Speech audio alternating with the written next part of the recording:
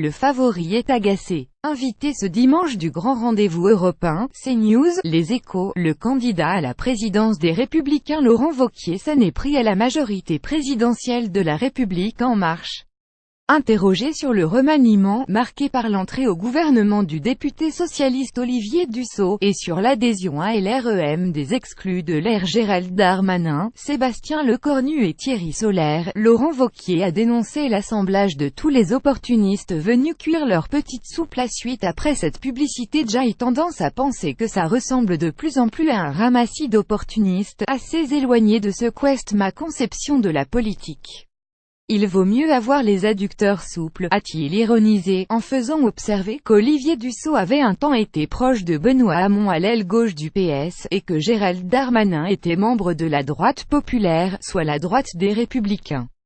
5 choses à savoir sur Olivier Dussopt, nouveau secrétaire d'État à la fonction publique. Ils ont échoué pour celui qui accédera très probablement à la tête de LR dans 2 semaines. Le mouvement d'Emmanuel Macron a une approche extrêmement machiavélique du débat démocratique, puisque tout le monde a bien compris que leur objectif c'était que dans la démocratie française, il est n'y que le marigot central et les extrêmes.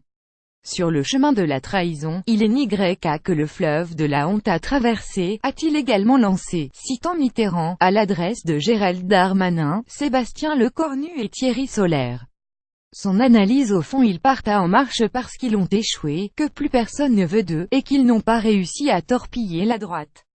Gérald Darmanin, ministre de l'Action et des Comptes publics, Sébastien Lecornu, secrétaire d'État auprès du ministre de la Transition écologique et solidaire, et Thierry Solère, député constructif, ont déclaré au Journal du Dimanche qu'il avait rejoint LREM.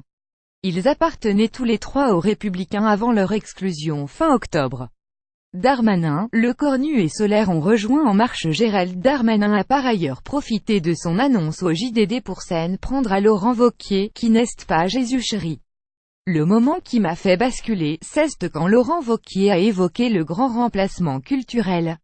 On ne peut pas simplement dire qu'on n'est pas d'accord avec ça. Il faut le combattre, a-t-il expliqué. AR avec AFP.